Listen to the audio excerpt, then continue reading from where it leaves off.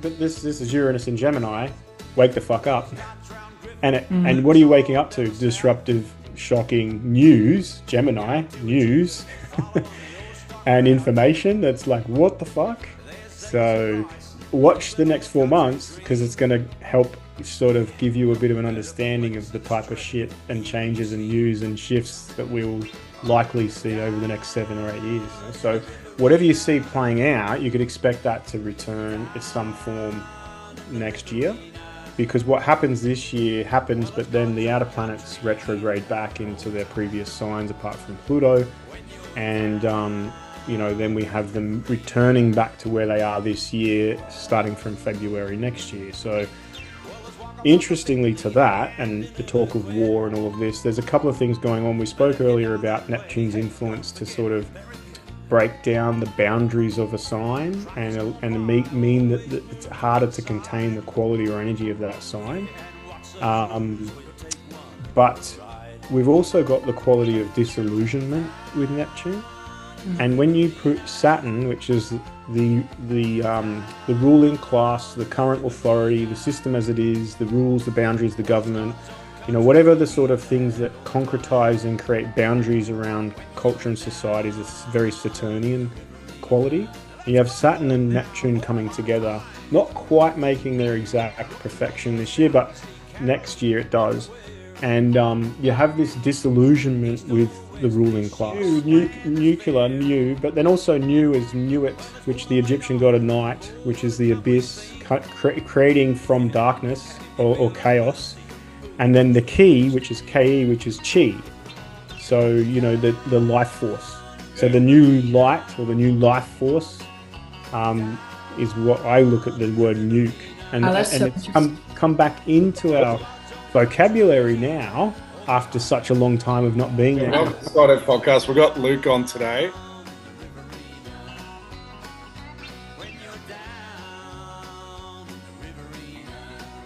Yeah, so this is interesting because if you look at the archetypes by the 12 signs of the zodiac and their different expressions, they're pretty contained energies. Like they're very that's Aries, that's Taurus, that's Gemini. If you put Neptune into one of the signs, Neptune is the planet that deals with boundarylessness. So there is no boundaries. There's the inability to contain. So the way to think about this is the influence of Neptune is like the ocean eroding the shoreline. And over time, it just slowly erodes more and more and more. And so that the shoreline completely collapses, dissolves, or moves, right? So this boundarylessness, when you put that energy into a particular sign, that energy or that archetype, it's much more difficult to contain it. So you've got Aries now, Neptune into Aries, and Aries is, ruled by Mars, god of war, very assertive.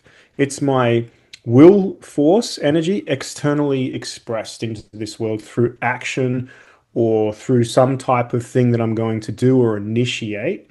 And, on one scale too, we have this as aggression, right? Like, fuck off, Very Aries people tend to be very in your face, very, quick to react and respond.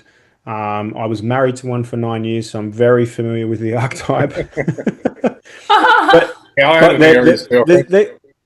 And one of my mentors, she said, with Aries, you fight with them, not against them.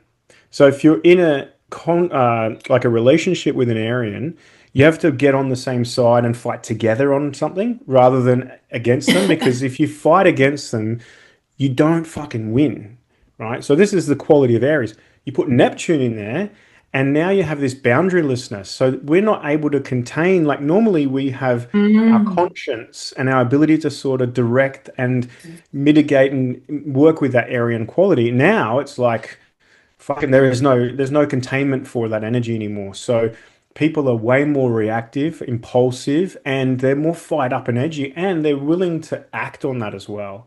So it's like, I've noticed since, this is March, I think Neptune went into Aries. I've noticed that what's the time frame for this? It's so from March.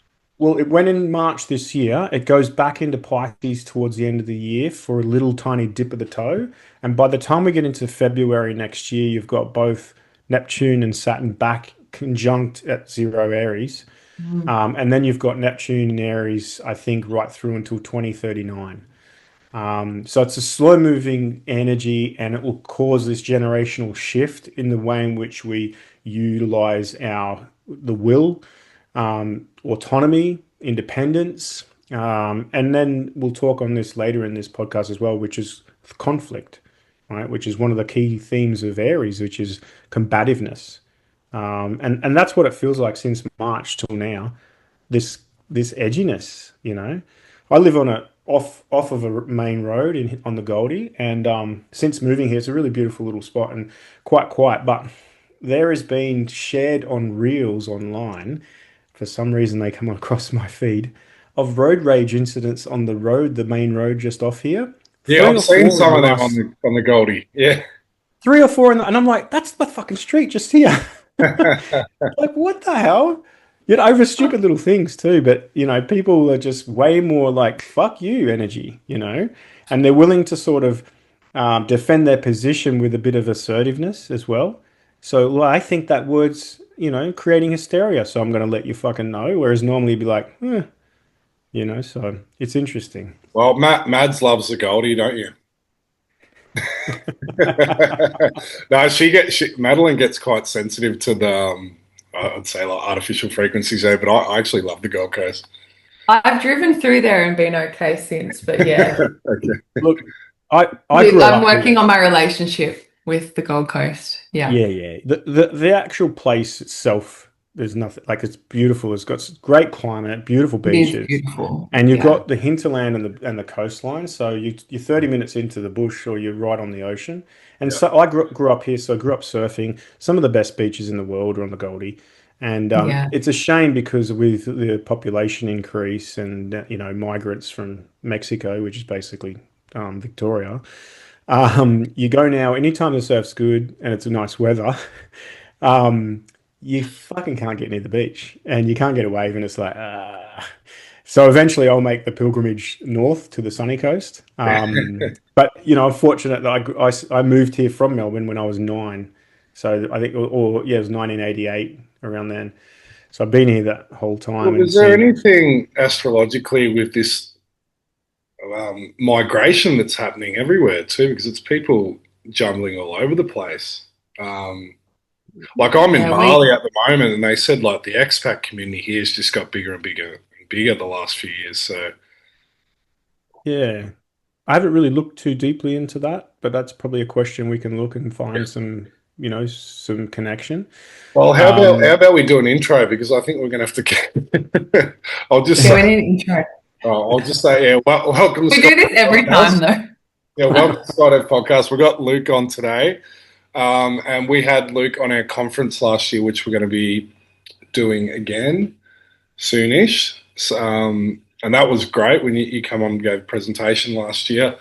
But I guess, yeah, we've just had Georgina on, and she's a numerologist, and she was giving us certain predictions based on the numerology and what the energy looks like for the next several years and for this year and next year. So we thought we'd have Luke on. I don't think we intend on making that match, but like, do you want to give people an intro to yourself? Because I actually came across you through my mum. I think I've told you.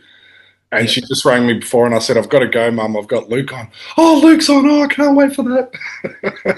So she loves it, yeah. And yeah, like your material's good, and I love the way you present it too. And you just I would, So do I. you're not like the average astrologer. Just I don't yeah. know, you're quite like blokey, but then you've got this quite soft and spiritual side too. And I think it's a really nice mix. So Thank you, man. yeah, do Appreciate you that. want to give us a bit of an intro? Yeah, so I don't like to call myself an astrologer. I use astrology, the art, as a tool to help people understand themselves, their life path, and great change within their life. So, and the reason I do that is because through my own journey of self-discovery that I went through an awakening.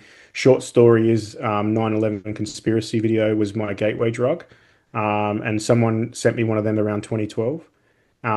So I started to sort of like pierce the veil of my conditioned mindset, um, to give you an indication of the type of person I had my own pest control business, had tickets to the local rugby club here, and I was embedded within the system. During 9/11 and the subsequent Iraq War, I was like, yeah, fuck yeah, go fucking bomb them. This is fucked. Let's go, America. So fast forward to like 2012, 13, 14, and I've started to like dig down the rabbit hole through 9/11 conspiracy video was the window in to go, whoa, whoa, whoa, hang on a second, Yeah. hang on. And discovered for myself connection to spirituality. I always say to people, if conspiracy theory doesn't lead you to spirituality, you're doing something wrong. Like you get stuck in the conspiracy, like you could live there forever, down the rabbit holes and like, oh, they're doing this, they're doing this. Yeah, they're doing lots of fucked up things. And they're doing it because we're disconnected and asleep and conditioned that to be that way. So my whole sort of process of awakening was to sort of find my path, if you like. And that then meant that I had to do some major changes into my personal life, my relationship, my business, even where I lived at the time, my social circle, like everything completely radically died and was reborn. And through that, I sort of was able to rebirth myself. And astrology was a key sort of tool along that journey because when I discovered it, through Santos Bonacci, who's another Australian expat now, and his knowledge on astrotheology, so religion and astrology, is phenomenal. And I sort of was inspired to look deeply into my own astrology, watching his videos from like 2008 and stuff. And yeah, when I discovered that, it was for the first time astrology gave me an understanding of myself that no one in my life up until that point had been able to give me. And I was like, how come I haven't been shown this? How come we don't know about this? How come I'm not taught this? How come it isn't part of the mainstream sort of education? And there's very good reason for that. But we get the horoscopes in the magazines and the newspapers, and it's easy, to dismiss that because it's non-specific and very generic and bollocks. So, when I looked more deeply into it and it became a tool, it wasn't the thing on my journey of awakening that was very pinnacle, but it was always there as a tool to come back to and to look at and understand. And I still today am I learning about myself through my birth chart and what's going on, and navigating my life based on that. So when I got on the other side of this and I'd relocated and ended my business and changed my whole life and started to rebuild myself, I had the calling. I did some plant medicine ceremonies, had some pretty profound experiences, and was basically, given a calling. I started to read for people, friends, family members, and they were like, "Fucking hell, this is so helpful. How do you know this?" And I was like, "Oh, that's just how you read it." And then that turned into then professionally doing this in 2018. And then I was in Melbourne at that time, and 2020 hit, and then it was like skyrocketed. So even though the world was going through So chaos, I that was was that going. the interest and clients that you were getting accelerated from 2020. Yeah, massive two things. One, people were locked down, bored, and nothing to do, and online. And second thing is they were like, "What the fuck is actually going on?" And like through that, I didn't have all the answers, but I was looking at the astrology through that whole um, agenda, and it was timed perfectly to the astrological alignments. And it was almost like you could say, "Oh, they're going to do this next," and based on the sky, and then that was the very next thing that happened. Like when we had the mask mandates come in, when the first lockdown happened, when we come out of lockdown, when we went into them, and all of their policy around it was like it was like fucking holy shit, these motherfuckers that are behind this, AI for sure, but also some occultists that have the knowledge of the sky, and they're timing this perfectly to the sky clock. So I was outspoken online in Melbourne at that time, and because people were starting to really engage with social media at a mass in 2020 and beyond, that was good because people were like, oh, fuck this guy, he's like us, because I spoke normal language. It wasn't all fluff and woo. And I was also calling out the bullshit, so anti all of the whole thing from the get-go.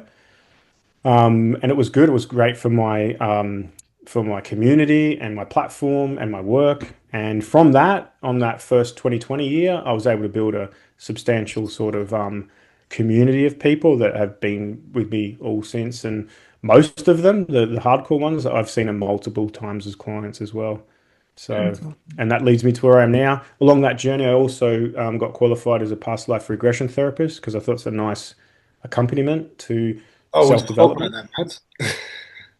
Yeah. It's a nice accompaniment to self-development.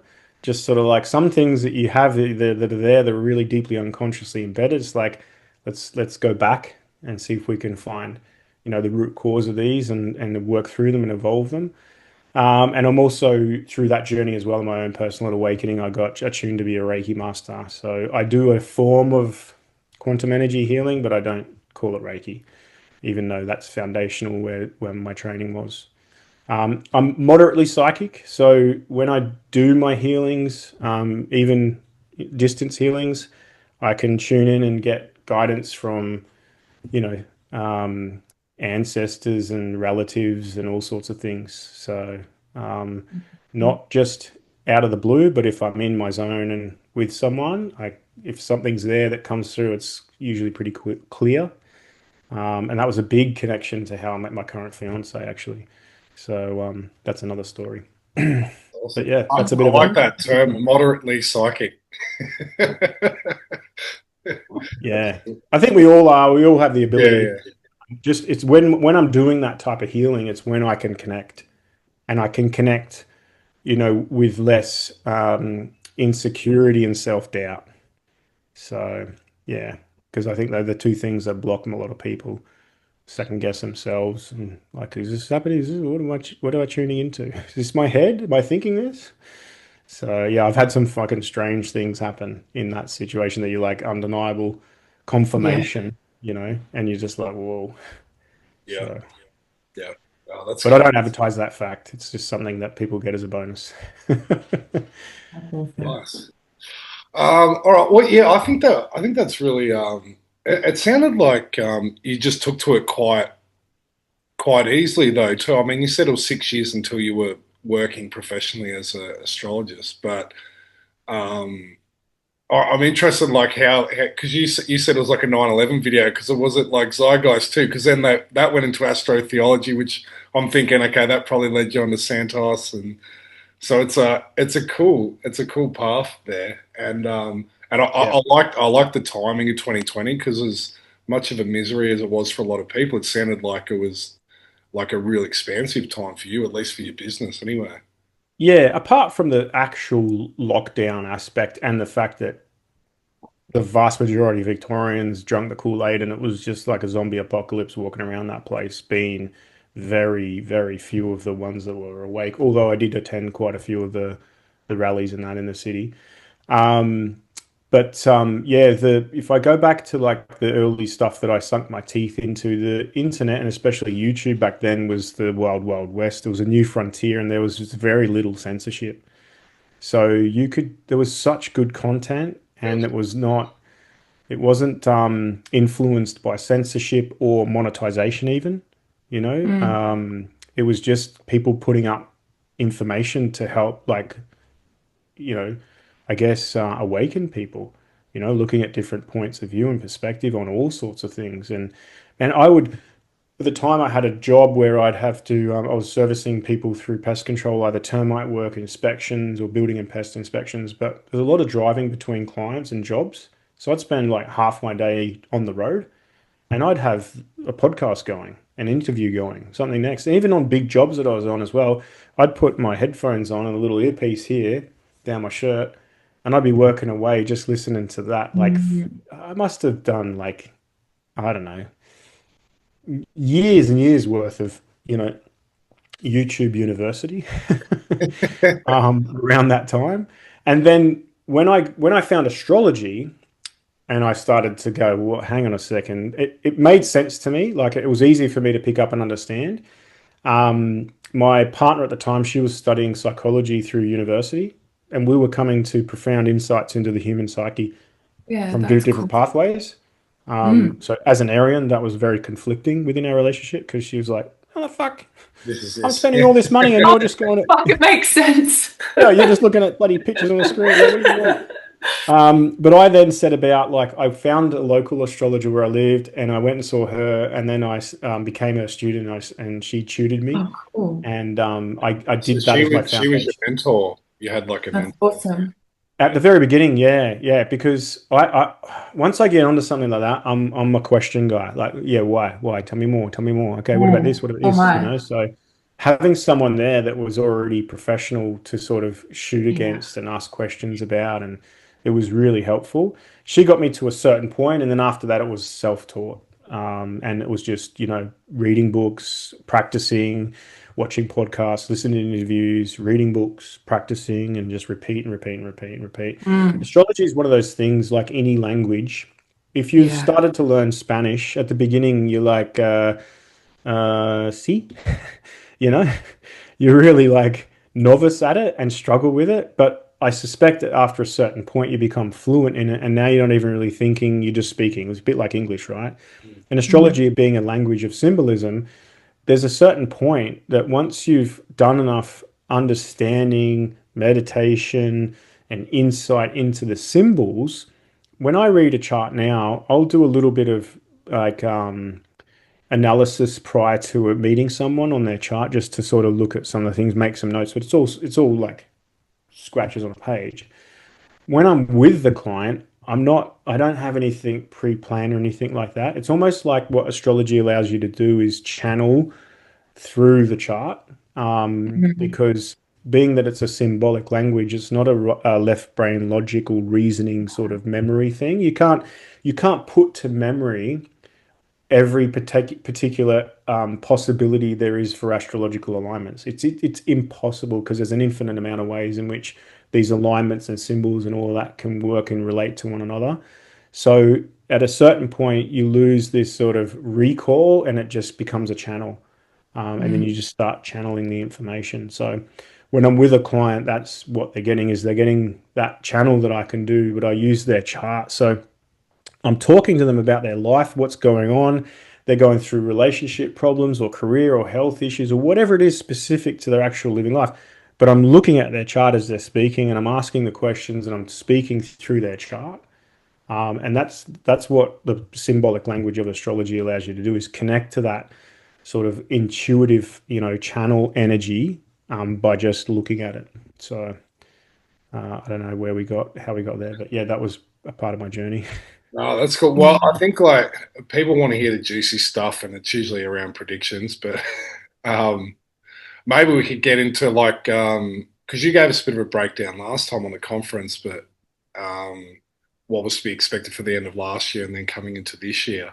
And I think I remember Yeah. you saying like the middle of the year was quite interesting, which we've entered into now. So like, where are Yeah, we at true. the moment? Because I mean, like even just looking at what's happening, we spoke before about like the irritability. I don't know if that's a word of people, but then we've got like kind of like the war on the horizon in the whisper, or whether there's going to be or not, and then all the financial kind of system changes that we're seeing, and like, what do you think? What's happening now? What are we looking at? Well, it's interesting because what's happening now is going to repeat next year, and then an aspect of that's going to repeat right through till probably 2033-ish. And I've said to people for the last year or so, look, pay attention to what's happening sort of May, June forward in 2025, especially to about September, October, because it's a bit of a preview of what's coming. So whatever you see playing out, you could expect that to return in some form next year, because what happens this year happens, but then the outer planets retrograde back into their previous signs, apart from Pluto, and then we have them returning back to where they are this year, starting from February next year. So interestingly to that, and the talk of war and all of this, there's a couple of things going on. We spoke earlier about Neptune's influence to sort of break down the boundaries of a sign, and mean that it's harder to contain the quality or energy of that sign. Um, but we've also got the quality of disillusionment with Neptune.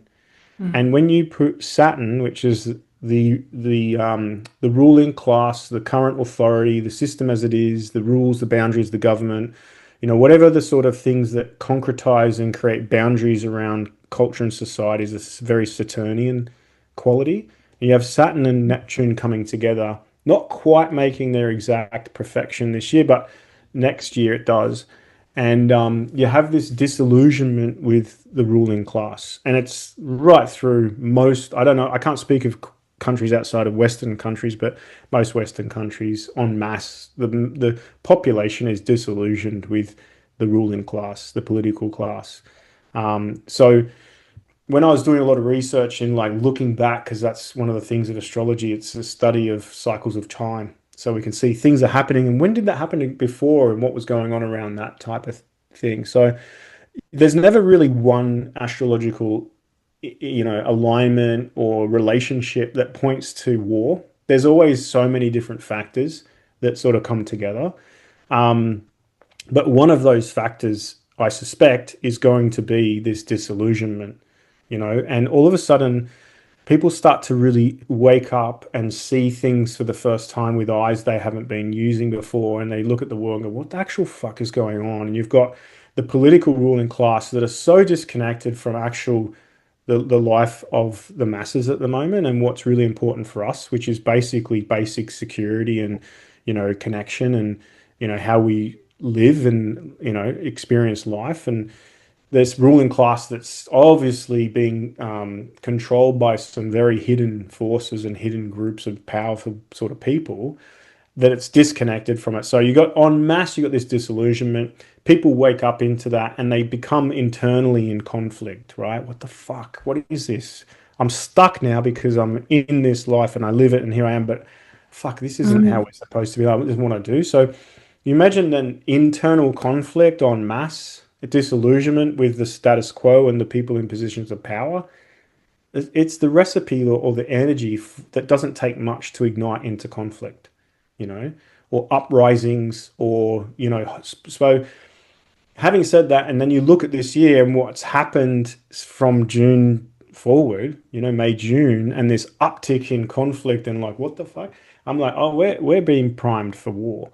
We're being primed for global conflict. And Neptune in Aries in particular, and the alignment that it's going to make to Pluto and Uranus over the next 7 years, I absolutely think we are moving towards global conflict where it's going to be everywhere, not just in one location like it is at the moment. So you got the Middle East, you got Russia, you got maybe the China Taiwan thing. I think it's just going to merge into like fucking we're all at war to some level of degree. The asterisk to that is, people freak out when they hear that. Oh, what do you fucking mean? I think it's time to put on your adult pants and fucking realize, that this your idea of utopia and that we could all just live and love and be in peace and all of that is fucking just so idealistic, it's unrealistic. And we are moving through times where economic disparity, but also the system itself is completely fucked. The ruling class are completely disconnected from the vast majority of people. We're destroying this earth and its resources, and I'm not a proponent of climate change and that bollocks. That's just an agenda. But we're not looking after this realm, and we're not looking after its natural inhabitants or its indigenous cultures or its resources. And we're too busy fucking disconnected into materialism and distracted into this meaningless bullshit that doesn't mean shit en masse. So, I think so what date are we looking at with because you said you go back and you look when these previous alignments happened. So when was the last one if we're talking Saturn? Well, interestingly, so Uranus was discovered in the 1781, I think, somewhere around there. Neptune 1836 and Pluto only in 1930. So technically, even though Pluto would have been in a particular position prior to 1930, it wasn't part of our, collective consciousness at all. Maybe the quality was there, but on a really unconscious level. So can we look back when certain alignments? Yeah, we can go back thousands of years, but I don't think that we can rely so much on, that's where Pluto was at that time and this is what was happening, because it's only really recently being embedded into the collective consciousness because of its discovery. Do you think the impact of Pluto would have been as strong when it wasn't known of because it's the Because that was the whole thing when they said that Pluto's not a planet anymore, and there was people saying that they've deliberately done this to take away the impact of what Pluto really, that energy Yeah, represents. I also think it could be a cyclical thing too. So maybe they recognize that the cycle of Pluto has peak points and low points, and maybe they thought it's a low point, will demote it to dwarf status rather than being the ninth planet. But I think its impact is more of an unconscious effect rather than Yeah. a conscious effect.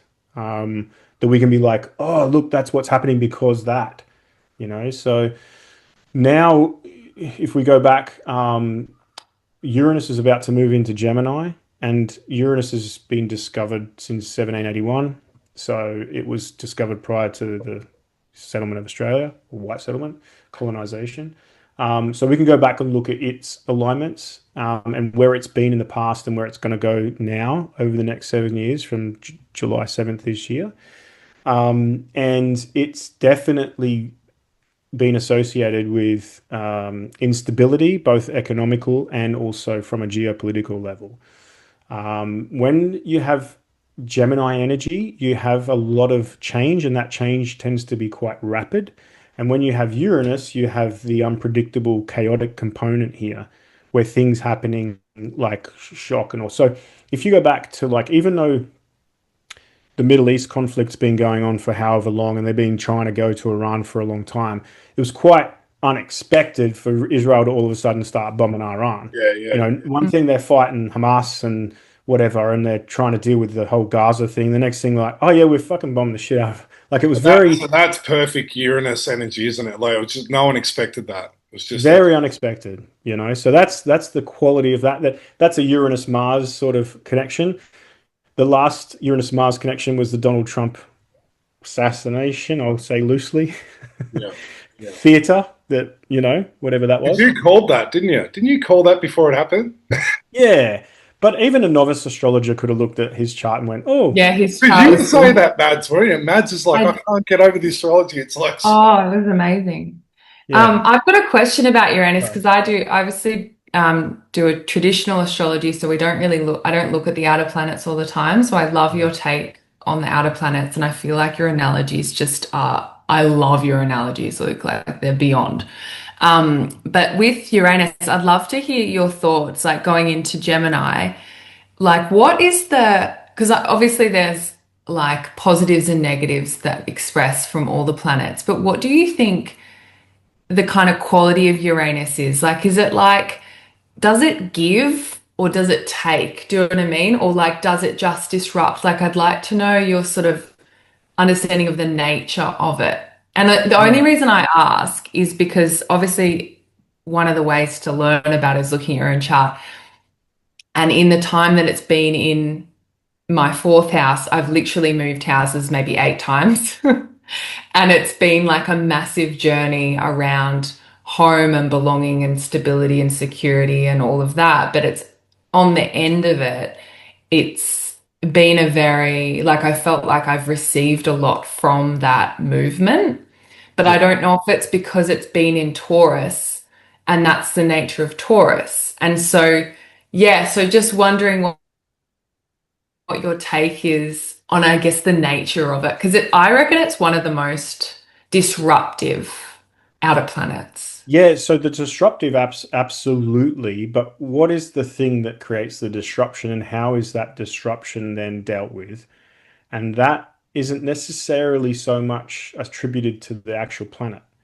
So, if you have a disruption, then what happens because of it, right? The after effect, that's not Mm. really attributed to the quality of that planet. It's Mm. just that was the disruption. And then now we're dealing with it. Ah, yeah, yeah, So, yeah, yeah. on a personal Yeah, level, I like that. Mm. uh, the good quality of Uranus is it gives us access to non-subjective mind, right? The non-subjective mind. When we're in our world, in our self, in our problems, in our work, like all of that, that subjective self sort of I, me, I, like that's how we're looking at the world. Uranus energy is like getting a hot air balloon and go straight up into the sky. And now I'm out of the fucking problem, and I can see. I get this clarity that I haven't seen before. It's like like, oh wow, I didn't get that perception because I was so subjective. Mm, So if anyone's ever had a download, an aha, or an epiphany, a light bulb that's- moment, you know, where you mm, just go, fuck, that's it. That's a Uranus energy. mm, Fuck, I'm fucked, right? The epiphany could be, holy shit, a realization I've made a mm, massive mistake. I've fucked mm. up. So then the integration could be like, oh, that was really a bad situation. Like, fuck.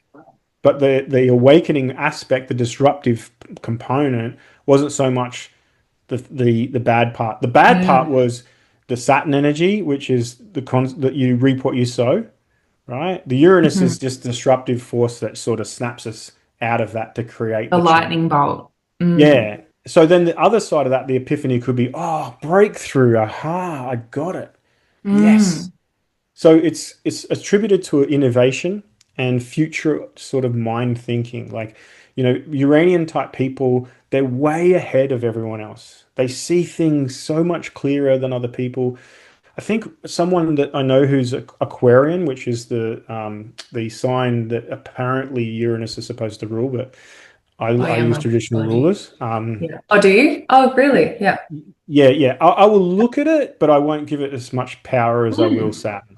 And the reason for that is because they're long orbit. You don't get a return of the outer planets in one Ah, lifetime. yep, yep, yep. You Mm, need a planetary return to really complete your understanding of that signs archetype, right? And some of those signs happens really quickly. So for Gemini and Virgo, we're getting Mercury every year, mm, and then you go out to the outer planets, Saturn 29 years or 28 years. yeah. Not as Whereas personal. not everyone lives to 84, so not everyone's gonna get a Uranus return. So if we just exclude Saturn and say Uranus is the ruler of Aquarius, how do you return that energy Mm, and complete the yeah. cycle of that sign? Gotcha. So that's how I understand it. But I have a friend, and you probably know her, Carl Soda. I think it's her surname. She's in Melbourne. She's a photographer. She's super Oh, outspoken. yeah, yeah, She's yeah, yeah, yeah, yeah. very outspoken woman. She's so articulate, but she calls bullshit on other people and the government in Victoria and all these things. Very She's like, Aquarius. and she's an Aquarian.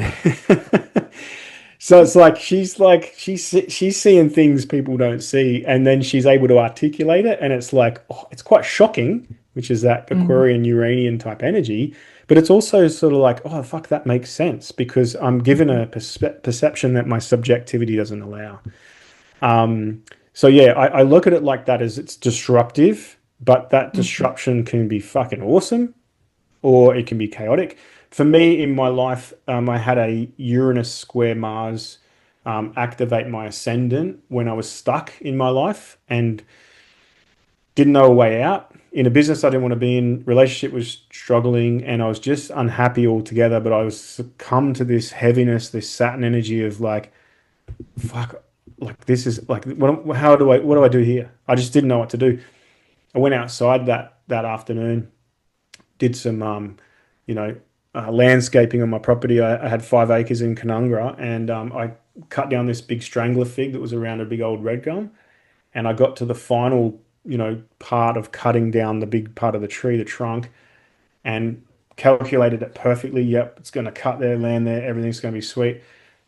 Got down on one knee, made the final cut, and it went exactly as I went. Like fucking beauty. When it hit the ground, the top part of the trunk hit into the dirt, and it caused it to ricochet straight back to me, and I had my back to where it landed, and it hit me straight in my back, and like whack, knocked the wind out of me. Chainsaw went flying on the ground, and I'm like on the ground. Luckily, it didn't come to rest on me, but it gave me the fucking hit of like a Mack truck. 3 or 4 minutes landing there trying to get my breath back, and the first thing I did when I could was like wiggle my feet. I'm like, okay, I can feel my feet moving. oh my gosh. But then I couldn't get up.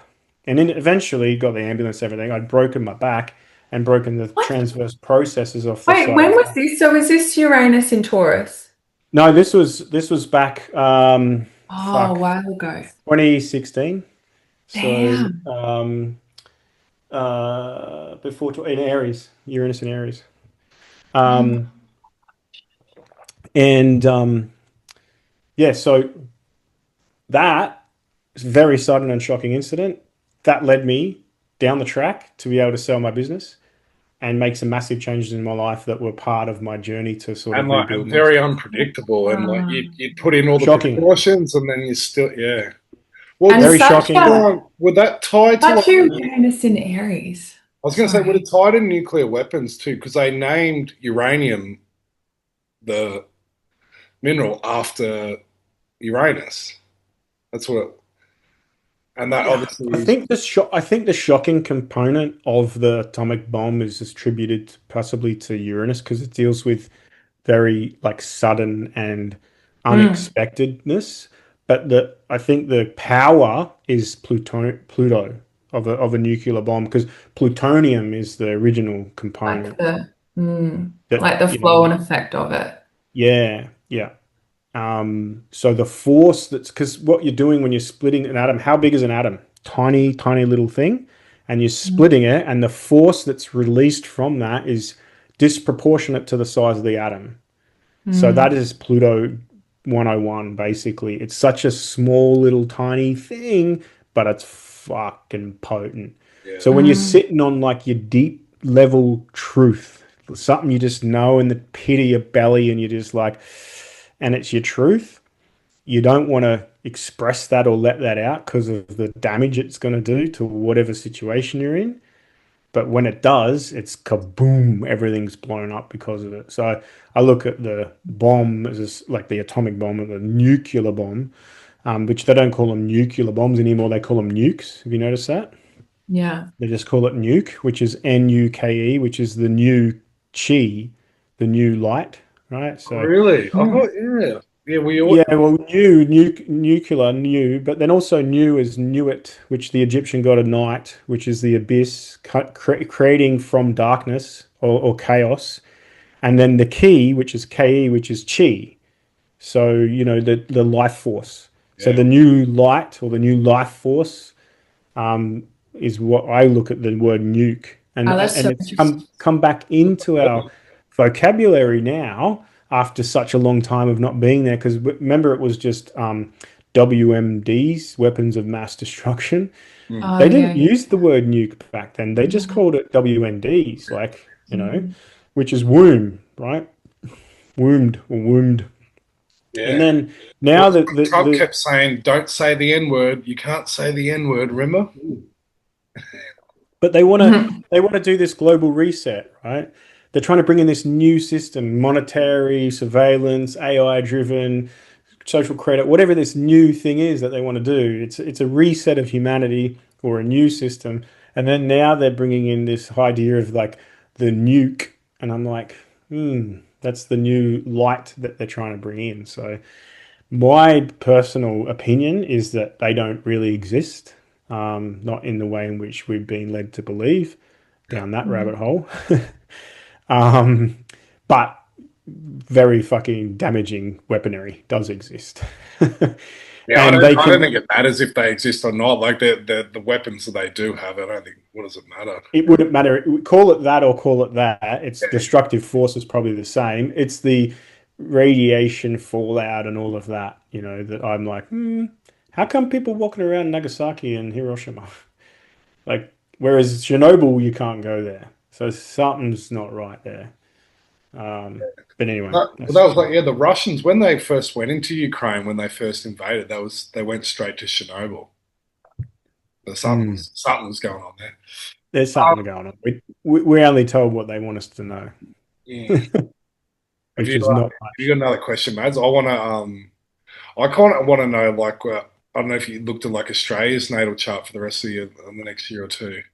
Yeah, I've been looking at that, but I've also been looking at that retrospectively too, and it's hard to know which chart to use and what we're sort of looking at for certain things. So the one that I've been using the most is this chart for Sydney. I think it's 1:15 p.m. in the afternoon for 1901, January 1st. Yeah.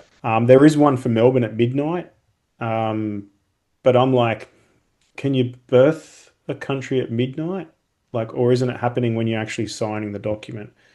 Which apparently the one for Sydney in in the afternoon, 1 or 2 o'clock, is the one most closely linked to the signing of the document. And then there was a guy called Ed Tamplin. He passed away actually a couple of years ago, and he was a mundane astrologer and from Australia, and he done some fantastic work on the mundane affairs of Australia, looking at the astrology. But he's no longer with us, so it's a bit of a shame. And he used that 2 p.m. chart, I think it is, for Sydney. So when you look at It's that not as clear cut as America, where it's like this exact time. Declaration of Independence, Mm. because technically it didn't, like, Sydney wasn't the capital of Australia back then, or wherever. What is it, Canberra? So this all happened in Melbourne. Yeah. But the timing of that chart for Melbourne is timed for midnight. And I'm like, I don't know. I don't know about a midnight chart. A lot of countries, when you look up their birth charts, so for Iran and Israel as well, their modern charts, they're also timed for midnight. So I don't know whether that's a thing or not. But yeah, so having said that, then I'm like, okay, well, I can look at Australia's chart, but can it be used accurately as a form of prediction? Can give us a bit of an idea, but I don't know necessarily if we can use it specifically to say that's going to happen, this isn't going to happen. There's a couple of things going on the midheaven of that birth chart, which relates to a country. We're talking about the direction of the country, whoever the ruling political class is, and that sort of image that we have of Australia. What does that look like to the rest of the world? So Pluto is sitting right there, and it has been for a little bit of last year, all this year, and it will be for next year as well. And I look at Mm. that Pluto as like, even though there's already been this idea of there's a shadow government, and who the political parliaments aren't really in control. They're just the talking heads for those, whether it's lobby groups or organizations or people that are just hidden in the dark. And I look at that sort of Pluto onto the midheaven as like a lot of that is becoming more conscious for us as a collective, and our image as well is transforming around the world. So we were always seen as a lucky country, hard working, and now we're seen as, from a lot of people, as little bitches, especially post Yeah. COVID era. Yeah, there's And like a trend on TikTok at the moment that's like bashing Australia. And Yeah, a lot yeah, of that's Americans. true. A lot of Americans. Mm. Yeah. we got hammered in COVID, and really the backbone of Australia was broken then, and we Mm. didn't, as a nation, look good to the rest of the world, because we sort of bent over without lube and said shove it in. And I think that's one thing, and I think that the other thing is, we've got very weak leadership here, like very fucking weak leadership that are in the pockets for sure of Yeah, the regime in So Asia. weak. They're like even just physically, they're just like kind of But embarrassing actually. like Canada and Trudeau and that, whatever that fucking muppet was, and you look at it and go, oh man, we spoke. You wanted to vomit in your mouth. yeah. Do you know what I mean? Well, Albo is our version of that, Oh, he's and probably worse. Yeah. worse. I So think I'd he's be worse. looking. If I He's was worse. if I was overseas looking at a shop, what the fuck are you guys doing over there? Who Even elected his that? dog Toto. Yeah, fuck. He kind of perfectly represents, I guess, for maybe a lot of the Mm. countries that what it's turned into. Anthony Albanese, AA 1111. Mm. I'm like, Oh, true. Well, you said because it will. What we were saying, like with the Pluto's placement, that's going to show Australia's place in the world and how it's viewed. Because I mean, we've already seen a bit of that with Trump, like dissing him for a meeting and certain statements that he's made. And then apparently, we're at the NATO summit today. I don't even know why we're at the NATO summit, but apparently, we're positioned right at the like. Why we have to? we're But sending troops to the Ukraine war. yeah, Yeah. What? What? I know. Like, what are we? But that's how, like, disconnected the people are that are not only the political people in positions of power, but also whoever's around them that is giving them the information and then supporting that. Yeah. Like, that's fucking scary shit, man. Very scary shit. So that Pluto on the midheaven, our fucking country is going through a death and a rebirth right in front of our eyes, and it ain't pretty. It Visible. ain't Yeah. fucking pretty. The other Yeah. thing is, there could be a very hidden takeover going on as well while this is happening. And Oh, that's the other thing with that Pluto up there. doing the Like tank. that's who's in control of the country, and Pluto is like fucking very hidden, obscured in Aquarius. That's like large groups or organizations or shadow fucking people that could Mm, potentially be like, well, we think Elbow's an idiot and he's whatever, blah blah blah, but there could be shit going on. If you look at all of the foreign land ownership in Australia, especially from like the farmland and things like that, you just think, fuck, what the hell's going on here? There's a massive sort of shadow aspect here of control that's sort of, and Pluto's slow, right? It's not just happening like that. It's slowly happening behind the scenes. And we're yeah. losing this identity, this national identity, as it's slowly happening behind the It's scenes. And weird you we'll look say that back. because we've been saying that it really feels like a slow kill of Australia. If there was a quick, abrupt thing, then you'd get a different reaction, but it's a real slow kill. Slow. It's Yeah. not so much now, but particularly individuals being affected financially. It's like what I mean. If like Mm. it's slowly taking out the lower people and then moving its way up until it's kind of gets everyone. Yeah, yeah, Mm. absolutely. And Pluto's the slowest moving planet, so it transforms to the core in time, And it's not until you've gone through a Pluto transit you look back and go, "Holy, like that, yeah, that changed me completely." But when you're going Mm. through it, it's not necessary. There might be peaks to it, but not necessarily like there's an event. And like you say, I think the mentality, I have some level of hope in the mentality of the collective Australia that if there was something like that, that we would probably have a much different reaction. But because it's happening like that, it's a bit like the lockdowns in Melbourne, you know. We're going to social distance and then we're going to separate you a little bit. Oh, we think it's a good idea to wear a mask. They didn't come in on day one lockdown. You know what I mean? Yeah. They conditioned you to get to the point that you accepted the lockdown, you know? So it's like that equality now happening to the midheaven of Australia. And it's no wonder that other people around the world are looking and going, what the fuck is the basket cake of Australia? Bit like we did with Canada. Like, the fuck is going on in Canada? Yeah. Mm. It took the truckers to sort of stand up to, go, oh, hang on a second. There's a lifeblood there that's pure and sovereign, not necessarily bloody diluted and washed away. So that's going to be an interesting thing that's not done yet, and it won't be done probably till the end of this decade.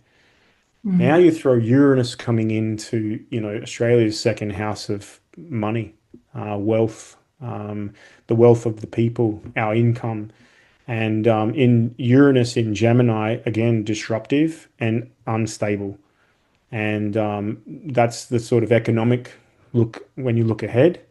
I think we've got a lot of economic instability um, and new types of systems that again, you look at COVID as an example, we tend to be, I think, for the New World Order, a bit of a test ground for some of their systems and ways they want to do things. So, Uranus's movement into Gemini, into the second house of money in the Australia birth chart, it's like, are we going to go through some shocks into the financial systems? And, that doesn't mean it's going to be shit for everyone, but for the vast majority, it will probably be Collectively, very Australia, unstable. yeah, for Yeah, yeah. Mm. well, is that Which like gives how long is Uranus and Gemini? It's about eight. Is it 8 years or something? tech 2032, it moves into Cancer and then it retrogrades back, and then 2033, it's permanently into Cancer. So and it won't permanently be into Gemini until next year. That's what I was saying earlier. Like it's sort of like, hey, this year, and then it's sort of behind the curtain, but it doesn't take center stage.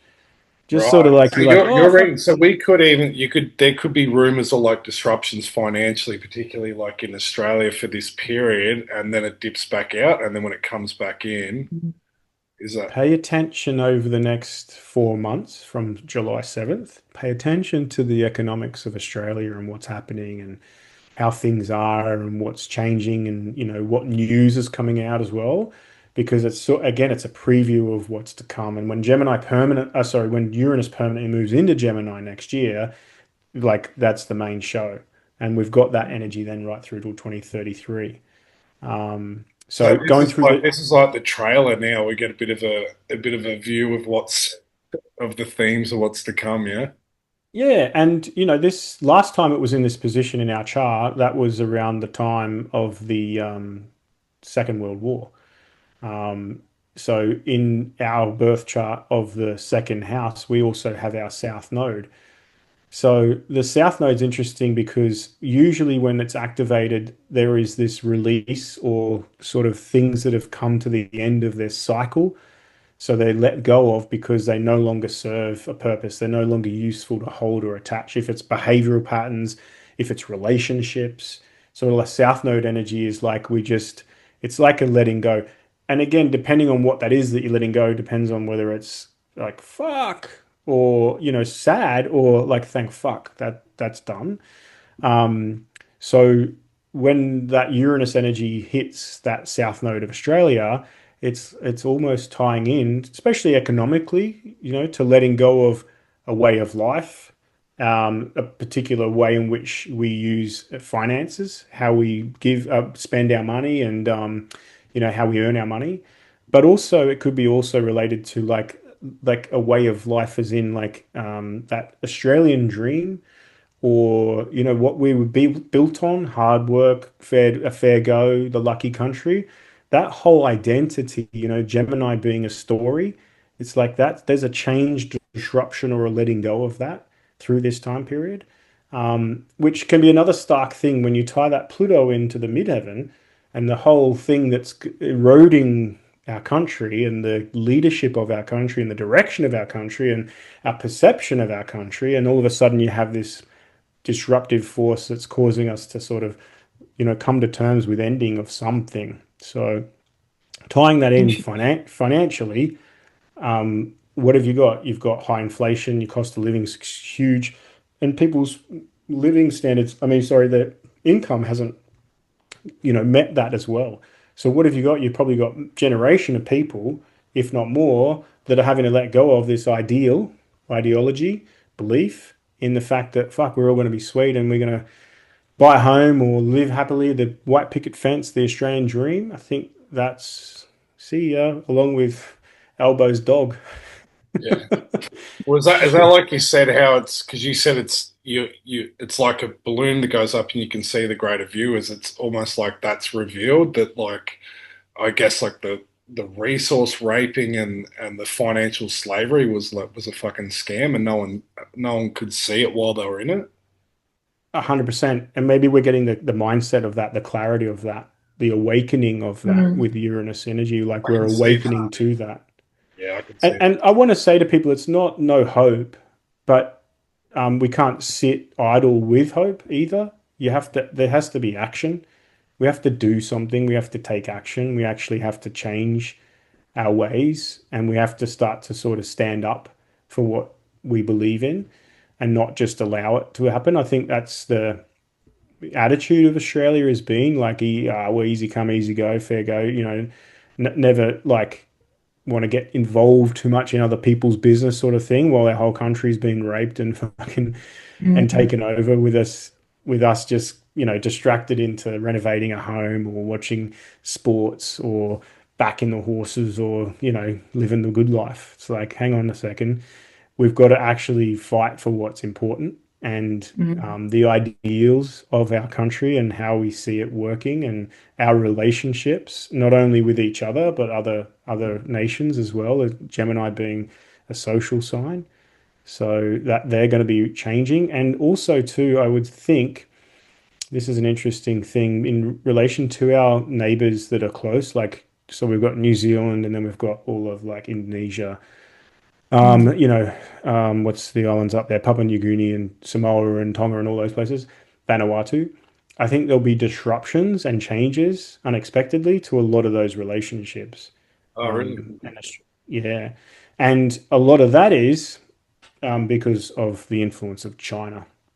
Well, that's Um, because Albanese, he was over at Tonga the other week, wasn't he? But that's because China's been going in and or they're putting bases in a lot of those Pacific Island countries. Yeah, they're putting ports. ports. Yeah, They're not bases, they're ports. ports. How crazy which is it that we've got like the port? which can hold aircraft carriers. So it's like, yeah, they're just ports for our goods and our ships and that. Yeah.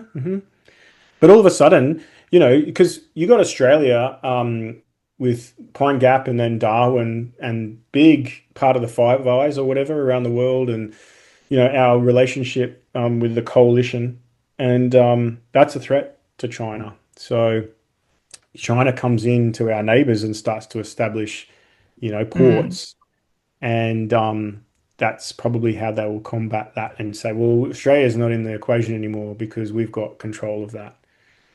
Interestingly, just side note, I regressed a client a few weeks ago, and he had visions of on the ground troops and invasion in Australia. So, Really. and I've yeah, yeah, always wondered if that's a possibility, and I've always thought I can't see it happening. But yeah, what would yeah, it's happened before. It's happened before. So they bombed the Japanese bombed Darwin. yeah, So in the 40s or something, yeah. yeah, Um, and yeah, brew. so it's not out of the question. It's just out of our mindset. That's all. Yeah, that's true. Yeah. But this is Uranus and Gemini. Wake the fuck up. Mm. And what are you waking up to? Disruptive, shocking news, Gemini news, and information that's like, what the fuck? So watch the next 4 months because it's going to help sort of give you a bit of an understanding of the type of shit and changes and news and shifts that we will likely see over the next 7 or 8 years. Imagine that in Australia. Mm. We seem like so underprepared with that, and it almost appears now with like Trump coming in that he's they're almost severing that relationship with Australia a bit. And then we had that Chinese naval ship that went all around Australia, and there was like nothing Yeah. they showed. There's nothing they can do about it. Yeah, It's very tomorrow where the war began. Hopefully. Yeah, yeah. yeah, I mean, I think the Trump thing is a lot of posturing and yeah, publicity and propaganda and stuff like that. I don't think all's lost in that situation.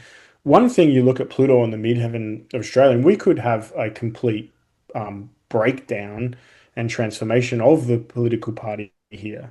So there is Mm. possibility that some with Gemini. See, when Uranus moves into Gemini, it's going to trine Pluto. So you're going to have Pluto and Uranus energy strongly connected in air signs, Yeah. and air Mm. signs are very fast acting, shifting, and we're dealing with air. We're dealing with information and relationships because that's what air does. It's a relationship between two mediums. So information coming to light and very explosive, transformative, plutonic, powerful information that comes to light with Uranus in Gemini, which is disruptive and shocking. Like I wouldn't rule that out. The other thing is when Uranus moves into Gemini, it'll trine the first degree of Aquarius, which is Pluto's not going to go back to the 0 degrees, but it's back to the first degree, to retrograde. That's where the Jupiter Saturn conjunction was of 2020. Yeah. So the Jupiter Saturn conjunctions signify this 20-year cycle of the growing and shrinking or movement of society and culture, and how we sort of grow and what the focus is and what the rules are and how these little epochs go, right? So tying this Uranus Pluto alignment that's coming this year and then it's going to repeat next year and then it's going to repeat pretty much for 7 years. They're pretty much going to be entwined to each other for the whole of Uranus's transit in Gemini, which is nearly 8 years. You're going to have this like a lot of information that's plutonic, which is hidden, concealed, and powerful, but also fucking shocking, wow. coming to light. Within the Gemini, it's like it's known, and there's not like people that don't know about it. It's everyone fucking knows about it. So there could possibly be in tying to that stuff that comes to light, and all of a sudden you see people in positions of power because Pluto's going to be sitting opposite Leo. So Leo, you got people that are like in high positions of power coming to their end. One of the things to look at in context of that is like the fall of celebrity and Hollywood and things like that's been happening. Oh, yeah. The Diddy shit and all of that stuff going on, and this, and also people are sort of like fucking celebrities, like these sort of idea of power. You're also going to have that through any sort of fame or political power as well. And I wouldn't be surprised with Pluto's transit through Aquarius that we witness in that time period the collapse of the royal family in particular, and that whole transformation that might take place because of that. Yeah. I reckon that's definitely going to happen. Like the separation from the crown. And Mm. then if Uranus is in the second house of those that support us and there's changes there, yeah, I think it's possible. Yeah, Technocracy. Oh, it's already in motion. yeah. Well, they've got to knock down the old system to rebuild or to allow the new one to come in. Mm, So, technocracy, totalitarianism, AI driven mm. versus the empire. I don't know. It's the choice of the lesser of fucking Yeah, two evils. But that's like Pluto and who's your Aquarius. daddy? Pluto and Aquarius is like associated with this, rapid change in technology as well, isn't it? Like I looked at when was the last one? It was basically like the American Civil War period, but it was the Industrial Revolution as well. And then you hear 100%. they've applied this the fourth Industrial Revolution, which is perfectly in the timeline of the Pluto and Aquarius as Can well. we can we just stop having these types of industrial type revolutions? Like, fuck, can we just have like a people one? Yeah, You know what I Well, that mean? was one of the things I was thinking, the fact that they've downgraded Pluto, like as you were speaking about that. that's what I mean. No, but like downgrading Pluto, Pluto's the shadow. And so no one wants to confront the shadow. So All it's like a right. negation of the importance of the shadow, of self, of collective. Yeah. For Well, So actually, sure. it comes out externally. Yeah. can I ask you this one, Luke? Because you've probably seen it this morning. It's doing the rounds. Is that Peter Thiel interview? And it's like, I mean, they've openly had this ideology with people like Ray Kurzweil and stuff for years, but this one's just a ripper because just the way that he answers it. And I don't think he's running anything. But how would you see that astrologically too? Because he's kind of like he's giving off this really kind of satanic ideology, anti-human ideology, and but then like really in advancement of the technological revolution too. It was Yeah, like, I are we have going to see more like revelations of those sort of people and that technology coming through and what it is, and will there be like a choice in how we adapt that technology? I feel like there's always going to be a choice, and this is the realm we live in. There is free will and choice. However, that choice becomes very difficult because they make it very hard to choose alternatively Yeah, because they just infest every fucking thing with it, you know? So COVID was an example of free will and choice, even though it was difficult for a lot of people to have to make the choice of taking the inoculation, that at the end of the day it was a choice. So I think there's always going to be a choice. And I feel like the AI driven technocracy and this whole sort of new reality, I think it's going to be forced, pushed, and they will try, and I think ultimately it'll fail because I just don't see it being taken. It needs everyone, and Yeah. not everyone's going to do that. yeah. So, but Especially have this next generation. Sorry, just this next yeah, yeah. generation, have you seen they're totally rejecting, like there's waves of this trend of rejecting social media, getting like old brick phones. So we're going to see pendulum swings too. So anyway, love that I'm point. True. side note on that. I'm super encouraged by the younger generation because So I am I. spoke with a guy that was 21 the other day on a beach meditation we do once a week, and he came along, and I was speaking to him, and I was just like, "Fuck, wow, what a I refreshing know. mindset this guy has." Really, really refreshing. Because I think they're coming in and they're actually coming in witnessing like, what the fuck are all you dickheads doing? Absolutely. Like what are Absolutely. you fucking all doing? Like so, Well, we I'm just encouraged had by that. we had Georgina on, the numerologist, last night, and she was talking about the kids coming in after 2000 that like two they got more of a vibration of like of knowing and doing things out of care, and you can so see it in Mm. a lot of kids. Like I was laying on the beach the other year, and I just when you're just in the right place at the right time, and I was just listening to these kids, and I'm like, aren't these the most beautiful, knowledgeable, smart, polite children I've ever heard? And I'm like, we were never like we were babies when we were 16. We were so immature. You know what I mean? Like, Yeah, Totally. yeah. Totally. Anyway, sorry, Luke. I sorry. just No, had to, no, it's all right. yeah. Coming back to the teal thing, I haven't watched the whole thing yet, but I've seen the sound bites from it. Yeah. Um, when you're talking about the guys like that, I can't help but think that they're at some level occultists. Yeah. And there are dark occultists, light occultists, grey occultists. So you got your dark black magicians, you got your wizards that are white, and then you got your Gandalfs that are grey. And they're all different degrees and they all have different fucking deities and gods that they worship. I feel like those AI people, um, they're dark occultists, self-serving, but I feel like what I see is that they want this AI integration, right, into culture society because they think it's probably going to be amazing and helpful for humanity and lift us out of blah blah blah and the fourth industrial revolution and whatever. Um, the thing about AI is it can never be sentient, it can never have consciousness. It's artificial, it's man-made. Man creates in his own image, God creates us in his image, right? So this, if you think about it, that who or what soulless entity is leading that ideology? Because it's not them, right? It's not the individual. They're they're coming, and you look at Elon Musk as a classic example of this. There is a force that they're using Mm, for their guidance mm, that is driving that ideology that I mm. believe doesn't have the soul. Yeah. Oh, And you, that's why you when you listen look to at these, Peter Thiel, it's like that energy is running through him. It's not him. You could, it's like creep. So, 100%. sorry, Dale, Soul. I don't know what this teal thing is, and maybe there are some other noobs like me that Oh, don't know sorry. about either. Oh, well, Can you explain? he was like, yeah, he was one of Musk's guys from back in the day. Okay, But right. He's he's like the behind head of this like Palantir that Palantir.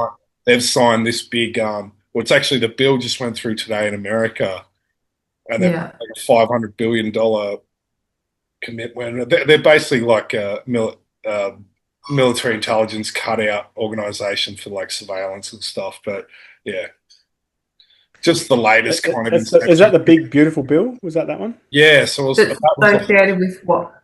So what is it associated with though? That like that's rolling out with well, AI integrated. it's just the latest. I mean, like that stuff's it's already there. They're just putting it into the public sphere and making Oh, right. contracts with the government to do with just surveillance, really. Yeah. Well, it goes into, I think you spoke about it the other day, Dale, about it being off-world, because I heard another person speak about there's a quantum computer that can do some kind of task in an exponentially fast time. And based off the calculations, they're saying that it indicates there's another dimension that it's functioning in. And so this is like shared mainstream. I don't know the exact details, but you remember how you said No, well, something that about was it, like power being Tucker off-board or Carlson was something? interviewing that Oh guy, and yeah, he that's right. said he knows like the three top insiders within AI at the moment installations, and he said, "Why don't you turn it off?" And he said, we don't know what's running it. We don't think it's our power stations that's running it." So, and that's like that opens up a whole conversation. And that's what will be the downfall of that whole agenda is that it's not driven consciously by soul sentience. So Yeah. and that's why I think there'll be a lot of casualties as there were with COVID. There'll be a lot of casualties along that agenda. So don't get caught up in that. But ultimately it'll fail. And I feel like it's part of this whole massive, big, broader transformation into the Aquarian age. Is that we this human aspect here tries all these different ways to maintain control of consciousness and humanity as a general, but you can't because we're creatures of God, right? So, Mm. and God is a word that you personify your own deity to put in there. But, She, but universe, they, whatever you want to do, but there is a force of a creation that's living in the universe that runs through the veins of our living bodies. And this system, this AI driven, and those people that are pushing it and benefiting from it, they've chosen a path of soullessness. It's a little bit like those that want fame and they sell their soul to the devil down the crossroads, and they, say to the devil, "Right, I want the fame," like Bob Dylan did. yeah, yeah, Um, what they do is they get their fame, Mm. but it comes at the cost of their soul, and they don't Yeah. care because they just like, well, I just want that, and I don't care if I never exist ever again. yeah. So Well, that Mads, this is That, what he was asked. He was going like, "Is humanity worth preserving?" And he's like, he had to like think about it for ages. He's like, I'm like, what? That should just yeah, be Great. straight. That should be a Good. straight yes for anyone that's a human being, right? Wow. Wow. yeah. Mm. Yeah. So, I mean, I think there'll be forces of good in hidden places, just as there are forces of bad.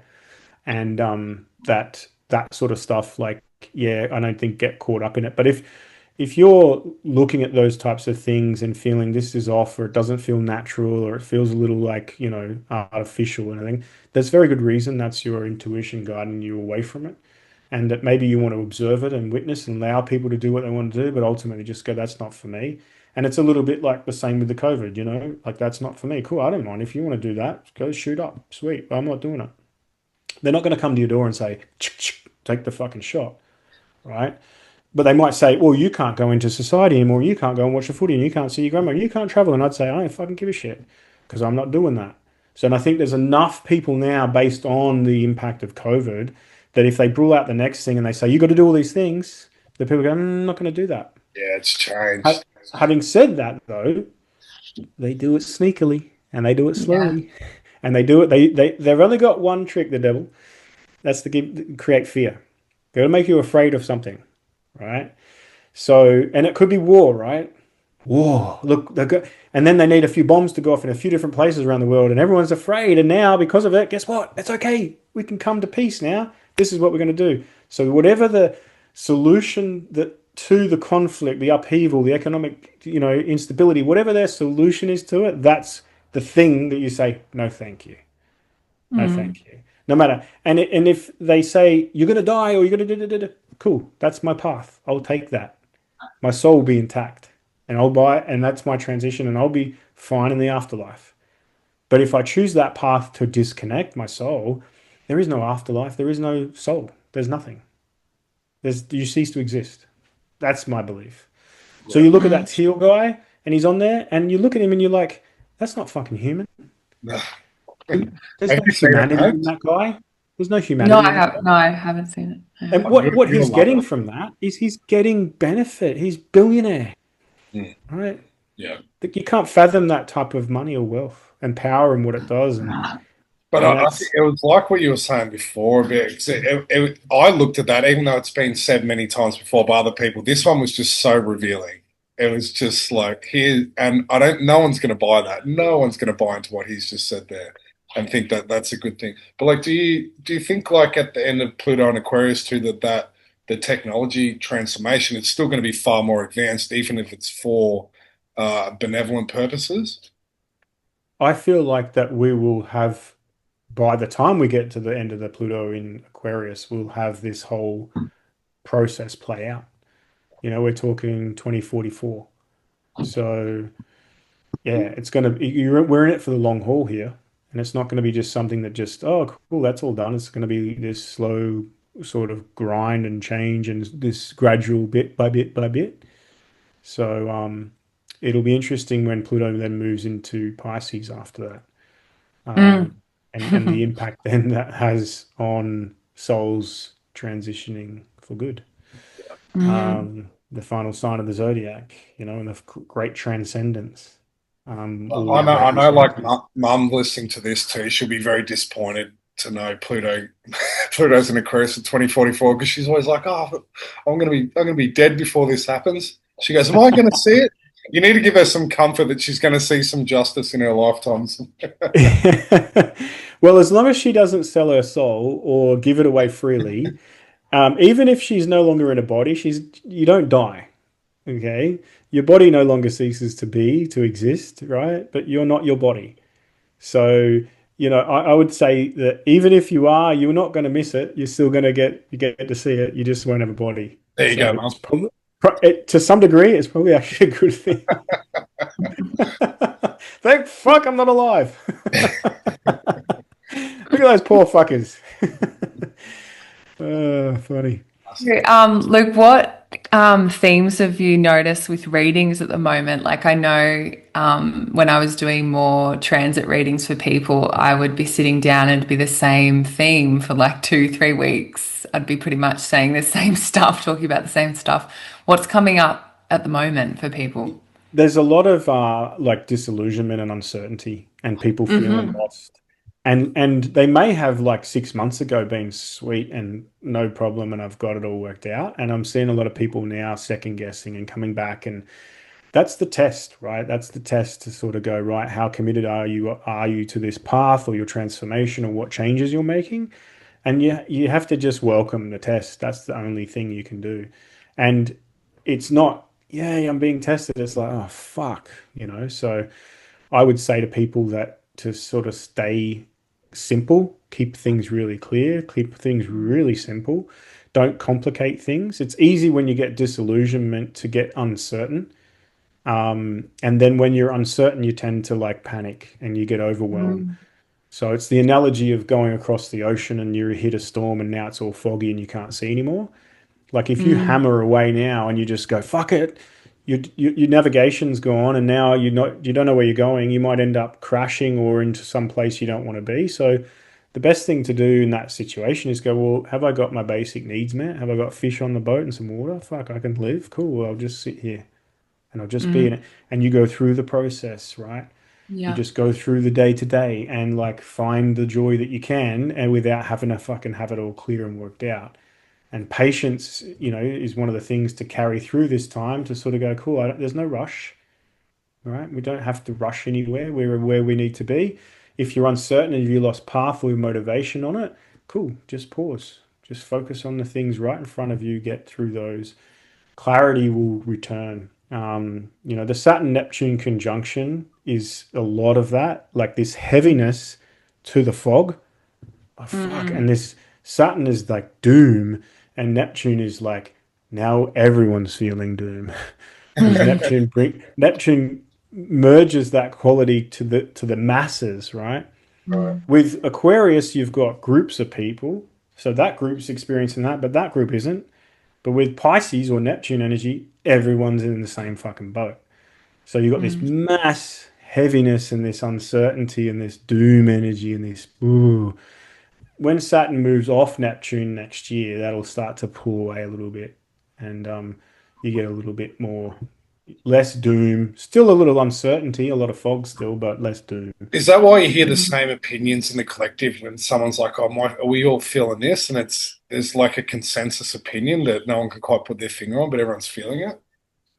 Yeah, and I think that's two things. One is astrologically, we could look at that, and then you could sort of say this is happening astrologically. Then there's a huge portion of the collective that's going to feel it, but also we're fractals of the one. We're all fractals of the one. So, as within, so without. If I'm experiencing this, 100% other people are going to experience this. Mm. Maybe to a different degree or in their own way, but the same sense behind it. Mm.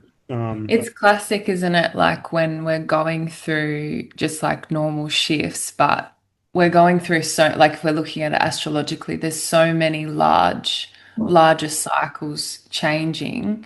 And when you go through any change, like you move house, you move jobs, you're in a new relationship, you're like learning that new dynamic again. And it's kind of like if we've been in this same space for so long, 7 years, 16 years, whatever it is, and now we're suddenly changing. If we've been on one path or one way of being suddenly changing, it sort of makes sense. We've got to accept the season of like just finding our feet again, right? Like that's what I've been feeling for myself. And it can be really difficult because there are those different energies, like, Saturn in Aries, like really wanting to having this pull and push and pull, hot and cold of wanting to do something new and try something and be reckless, but then the waters are still shifting. Like it's such a strange year this year. Yeah, and to sort of 'cause we throw Uranus into Gemini, which you would say there's going to be a lot of disruptions and a lot of sudden changes. And Mm. Gemini being ruled by Mercury, they're quick too. It's Yeah, true. fast. Gemini and Mercury energy is really fast. Gemini people. My partner's Gemini rising, Gemini moon. Her mother is a Gemini, and they'll say words so fast when they speak that I'll be like, "Can you go back to the beginning? I don't know what that word was. I think." They say a sentence as a word. It's like this whole thing is one word. I'm like, what the fuck? It's I was like, whoa, whoa, whoa, whoa, whoa. My Virgo mind needs to sort of analyze that. I can't analyze blah blah blah. But so Oh, you do got you the have Mercury in Virgo? no, I have Mercury in Leo, and and a Virgo sun, so mutual reception Oh, you between have Virgos. yeah Virgo Yeah. and But that's Mercury. why you can simplify the complex so well then. Yeah, and I also speak from my like Mercury and Leo. I speak from how I see it. Oh, yeah, So yeah, yeah, yeah. it's like that. This is how I see it. Yeah. Um, but yeah, so Uranus into Gemini, we're gonna have lots of changes, lots of fast changes, and changes happening like fucking very shockingly and disruptively. So how do you Mm. navigate that? Flexibility, not rigidity, right? If you're rigid, you can't handle the change. So, but I'm not doing this. I want to do this. And it's like the universe has other fucking plans. Let go. Go with the flow. Don't Dude, hang on that's tightly. like my old man at the moment. He like because he doesn't like he likes everything like kind of mapped out and he needs to know what's going to happen. And What house is it happening for you, Dale? Because it's happening in my fifth house. I have no idea. That'll be fun. No idea. I'm gonna have to get a reading off Luke one No, day. I'm just having a look. I'm bringing up your chart to see what Oh no, house. What's your rising? Mads has got my chart. I always ask her, I go, what does my chart say? And she's like, well, you need to book in for a session. Oh, seventh house. Yeah, I do. Oh, so Seventh house. Otherwise, I get used. Yeah, Seventh yeah, house. Damn. she's not giving me free information. She said you book in if you. What did you say? yeah. She said, yeah. So So what's so Mads, you're Sag Sun, aren't you? Yes. Yeah. Yeah, and Dale, you're Sag Rising, that's right. Yes. and I'm Sag Rising. All right. Oh, wow. Look at Yeah. us, little What's your sun philosophical sign, Dale? adventurers. I'm Taurus Sun. Taurus. Okay. Yeah, Yeah. yeah, Okay. So over in your sixth Slow house to sun. budge. So you're a sixth house sun, Taurus, but that's the subtone to that is Virgo being in the sixth. So you're very analytical as well, and you like to know shit. yeah. And then I'm a Virgo, but I'm in the ninth house, so that's the Sagittarian-esque house as well. Oh, we're Yeah, all yeah, walking polarities. yeah. I'm Virgo moon. There you go. Yeah. There you go. Yeah. What a trio. I know. Simply the best. It Yeah, makes so much sense because we all get really serious, but then we crack like yeah. ridiculous jokes. I'm It's Aries actually moon too. Like I can get like passionate and fight up, or then I'm completely not. Like I either care or I don't. yeah. But I Yeah, can get I was noting. Yeah, so funny. Similar, yeah. very similar And you're energy. born on the dark moon, balsamic moon too. So very wise. me. Yeah, so if your moon's in Aries and your What's sun's the in balsamic Taurus, moon? Explain that. well, the balsamic, there's 8 phases of the moon, and they all have different sort of symbolic meanings to be born under them. Full moon, new moon, all of those. So the balsamic is the final phase before the new moon. It's a final release of energy. So it contains the wisdom of the whole cycle. Oh right. So yeah, you find balsamic moon people are fucking very wise beyond their years. And they're the wisdom keepers and speakers. So they tend to want to deliver that information because it's almost like that's what they're here to do is to give out the thing. Because like fuck, things are going to change and things are going to end, or you're going to lose this. Yeah. And it's like you have to bring that wisdom or knowledge to light. Mm. So yeah, it's Okay. challenging for relationships though. Oh well, that's why I'm 40 and single. Yeah, you go through a lot of karmic Uranus energy. is about to go in your seventh house, Dale. Ooh, Is that expect a good? change. You might meet an Seventh house of relationships. exciting and unusual person. Matt, so this could be it. So this is when the astrologers say, what's her date of birth and birth time? Yeah. Well, we've had we like when we started the podcast, Madeline had to check the astrology, and then we end up doing a speaking event. She turns up late, and she's blaming them because they put it on this date, and, and she's like, "I knew it'd go wrong." Yeah, So, yeah. do you find yourself doing that a bit? Like, if you're going to make like big moves and stuff like that, would you always check the charts? Yes, I do, but more importantly, I'm trying to avoid shitty times rather than necessarily go for really good times because there's not often Yeah. really fucking good astrology. Yeah, Like that's it's right. rare that you get really good astrology that you're like, oh my Yeah. fucking God. And if there is, yes, you should take advantage of it. But then your life circumstances have to be at that point where you can take advantage of it. Yeah. Yeah. But more importantly, what I do when I'm looking at like electional stuff is I'm like, fucking avoid then, not then, not then. So all Yeah, the that's different right. times to sort of say that, just exclude the shitty times.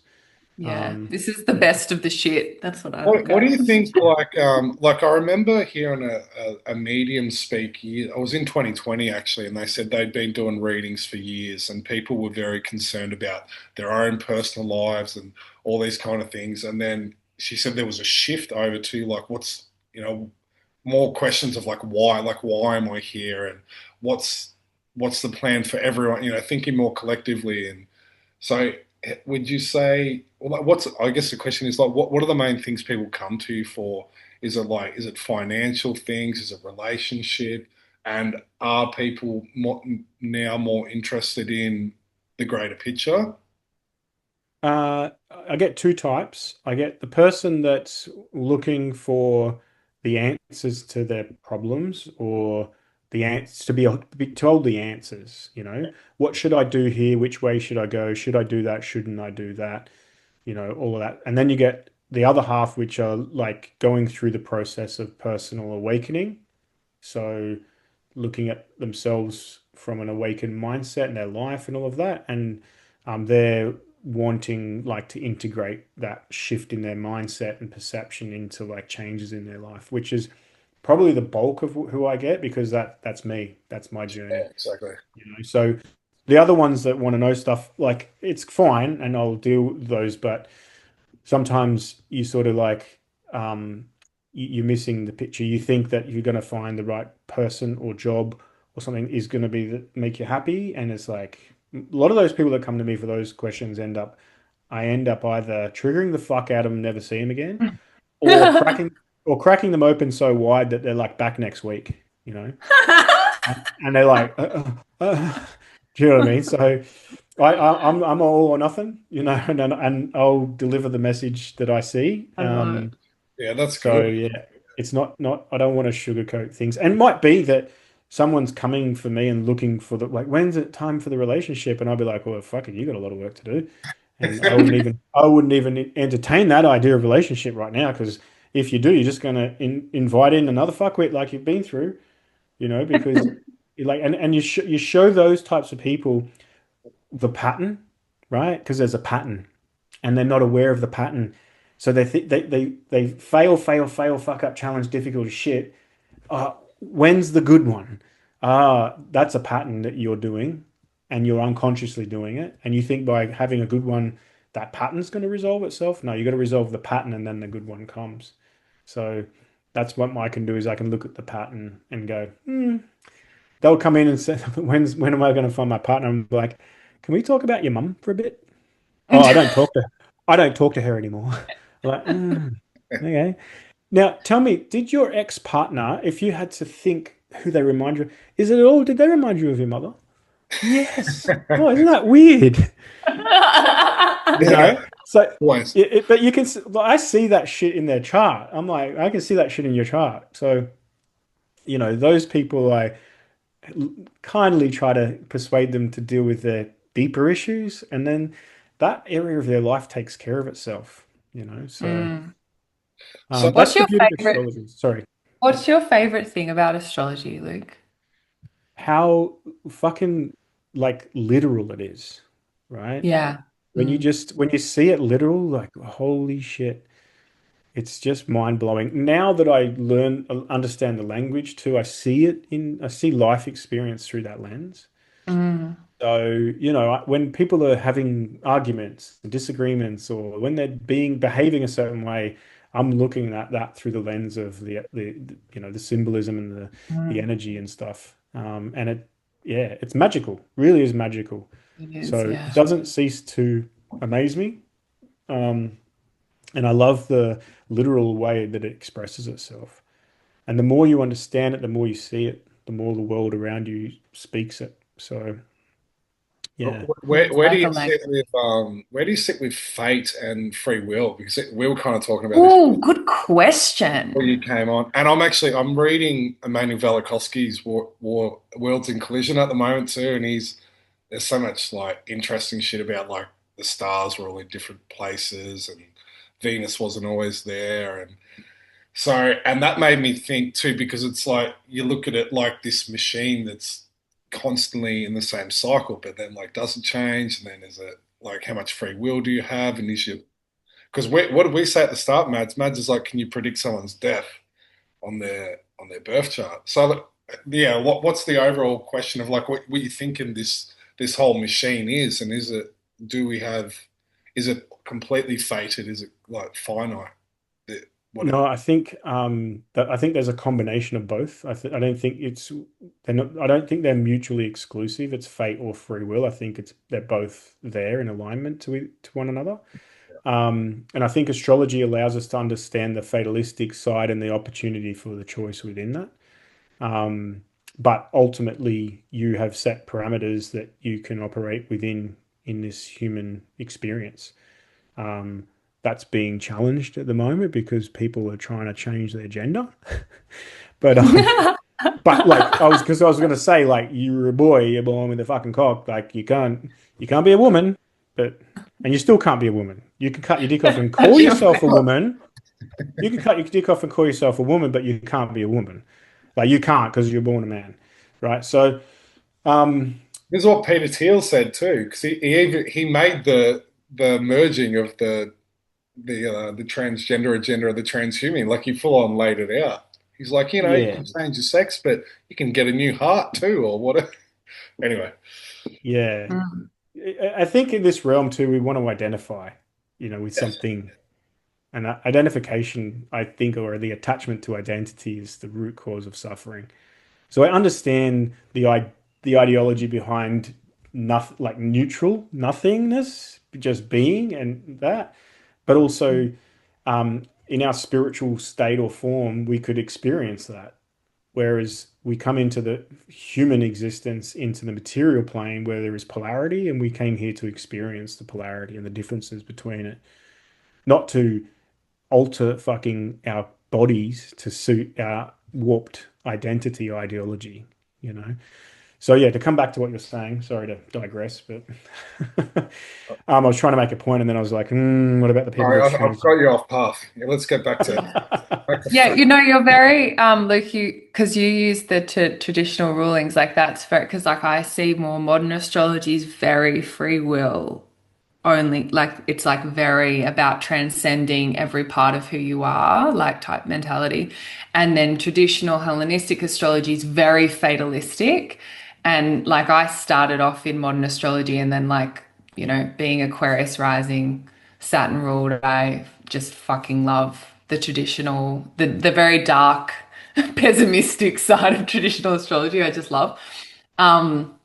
But that is where I've come to as well. It's like there is both. It's like you've got this framework and you have choice with what you're presented based off like what comes forward in that expression. Like that's what I've experienced too, because I was very much, I would love to hear if you've tried to rebel a little bit with astrology, because I have had many moments of feeling very like, you know, how can this thing dictate my entire life? Or, you know, how can this thing know so much about me? And I've really tried to test it a lot. And in 2001 to 2000 and probably ended to, yeah, 2022, I just did not look at my transit chart at all. And I, looking back, I'm like, if I had have just looked at it, it would have really, really assisted with me accepting what was going on. But I struggled and battled internally for a long time. But yeah, that's what I've kind of come to now. But it's funny to watch to see two sides in astrology. Like, nah, this is just accept everything, the good, the bad, the ugly, which I think is good. But then there's no movement, there's no creation. It's you know what I mean? There's no creative element. And then the other side is kind of like negating, yeah, like your gender, who you are, who your parents are, how you've been shaped and raised. Yeah. So I I love feel that. like we could embrace our uniqueness and our differences, and that they are expressed and explored through understanding the birth chart. Mm, Like us three here are very individualistic, yet we're all human. Now we mm, have separation, a very simplex separation, which is you're a woman and we're men. So there's a division right there. mm, And we can defy that with different identity and ideology, but ultimately that's the body that we're in as a vessel. And even though we're not that, we're experiencing it. We came here to choose that experience. So Mm. understanding your astrology, the fatalistic aspect of this defined container within I have free will. That's how I sort of look at it is, and I also don't look at it as astrology doing anything. I think that we are a certain way and the universe is, and I think astrology is just the language that it expresses it. It's Yeah. like the clock on the wall isn't Mm. time, it tells the time. Astrology Mm. isn't doing it, it's correlating to it. This Yeah, is that's happening. right. This is just the essence of fucking the physical and energetic reality that we live within. So now if we understand that individually our uniqueness is defined by, certain astrological alignments and placements, or not defined, but in the sense it's understood by understanding those, that gives us the fate aspect of it. Like I was born at that precise moment, not because the astrology made me that way, but because I already was that way. And when my unique energetic frequency as a soul matched that of the universe depicted by the stars at the time of birth, my soul is the key and the universe is the lock, and there's a match, and here I am. Yeah. So we Mm. understand Always. that. We can say, well, there's a fate aspect to it. I think you could define it in that way to say there's a fate in the way in which I am and my strengths and talents. But within that, I could be a huge Yeah. spectrum of expression based on my choices. Mm. So it's becoming aware of the container that defines us and refines us, and then within it pushing beyond the boundaries of expression. But I'm always going Mm. to be an aspect of me, and there is evolutions of that as well. And I think that in a lifetime we can go through those evolutions, but also on a soul level we're going through those throughout different lifetimes. Mm. And yes, we can come here and just everything's transcended and being, and we're all one and all of that. But we came here with the sun and the moon and the dark and the night, the day and the Mm. light, right? The polarity and to experience it. So, coming back to your point about creation, this 21-year-old guy I met last week who was having a fantastic conversation, he was sort of calling it the three C's. You're either consuming or you're creating. And the difference between the two is a choice, but often people aren't conscious of it. And I was like, fuck, Mm. that's it's bang on, right? You're either consuming or creating. And really, whether you're doing either, it doesn't really matter, but you are making a choice to do one or the other. And if you're Mm. not creating, then you're definitely consuming. And I feel like what the shift that needs to occur as we go through whatever the fuckery of the system's going to happen over the next 7, 20, 40 years is the individual waking up to the divine creation that we have access to within, and Mm. then living in this life from that place and Mm. being the ripple effect for you people you come into contact with, being the light for others. Um, that's what I believe is the awakening of the Aquarian age. I don't think we're waiting for an astrological alignment. I think that's come and gone. I think what the Aquarian the Aquarian age is waiting for us. We're not waiting for it, and it's waiting for Yeah, I love us to that. fucking wake up. Yeah. Well, I think that's what they say in the prophecies too, isn't it? It's like there's not like all, different ones that I've heard, like there's not an exact alignment. It's sort of like there's kind of stories and archetypes associated with it. And like more than anything, astrology's confirmed to me we live in a holographic reality. Because if I look back 15 years ago when I first looked at my chart and I look at it now, I'm like, that's a different chart. But it's not. But like it's is. You know what I mean? My relationship to it and what I've seen, you know what I mean? And what I've kind of picked out of it, even just seeing different things like I guess occur in my life and then seeing the cycles it's like, but that was 100% coming from me. But then you see it in the charts every single time. And it's really, it is mind blowing when you study it for like, X amount of years and start to see it. And you're like, okay, what's actually going on? Yeah. Yeah, I think, well, your perception evolves, but so do you. Yeah, So that's right. therefore, it's not the chart, it's how you're looking at it. And because Yeah. you've evolved, your perception does so with you. And now you're looking at the same Mm. chart, but looking at completely different.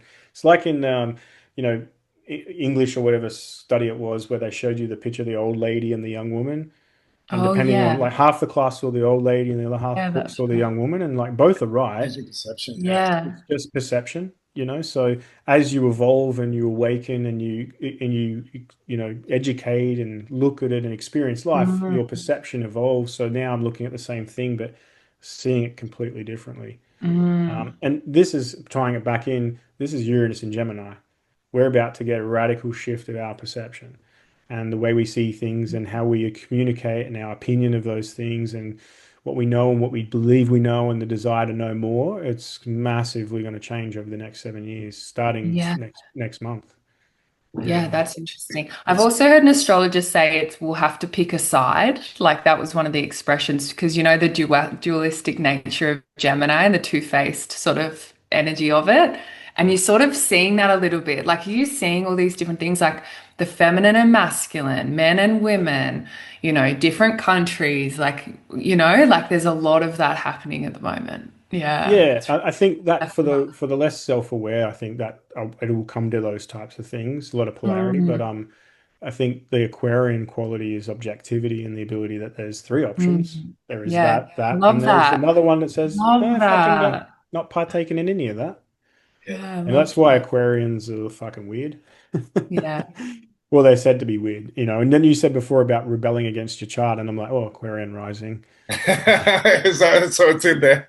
I It's rebellion rebel. Yeah. against self. Rebel. Yeah. You're rebelling. That You're is so rebelling funny. against the chart that's Yeah, telling because you first exactly what you first do. house is self, Dale. Yeah, That's yeah. so Yeah, I know that. yeah, Dude. love. yeah. And Yeah. how does that work out for you? Never good. Because in the material realm we are governed by Saturn, and Saturn says, "Hey, remember all of that shit you did where you thought you were being funny? You Yeah. pay the consequences for But that that's now." like that's classic That's Mad. me. Mad's just That's me. like Mad just I've thinks she got can do everything, and she'll like almost like a bit stubborn and egotistical, right? Not egotistical, but like that's That'd be the all Saggy. coming stubborn, out. stubborn, I've definitely stubborn. I've got Saturn in Aquarius as well. Like, Okay. yeah. Yeah. Yeah. Yeah. So, but in the 12th or in the first? In the first, yeah. Oh, in the first. Okay. Depending on the house system. Yeah. Yeah. Um. Yeah. Interesting. Yes. Yeah. Well, we might have to wrap it up, Mads, because I'm gonna duck off. Yeah. I've got places Well, to be. yeah, well, thank you, Luke. This has been Yeah. great. Really loved our chat. This has been Absolutely. Do you want to just give people a quick shout out to where they can find you for Yeah. Absolutely. Just my name, Luke Balcke, Balcke. You can type it into any search engine or social media platform, and I'll be there. And you can find me directly through there. Follow along, and make sure you hit the comment button and let me know your thoughts, Beautiful. because I'll definitely reply. And if you need to engage in a session, you can do that through my website. It's all pretty easy. So Awesome. And we'll appreciate you having me on. we'll leave the links under here if anyone wants to check Luke out. Sounds good. Session. Yeah, cool. Thanks for your time, mate. Really appreciate Thank it. you. All right. Thank you for having me. Cool. Cheers. Awesome. Have a That good was time. incredible. All right. See ya. See you, Mads. Thanks, Luke. Cheers.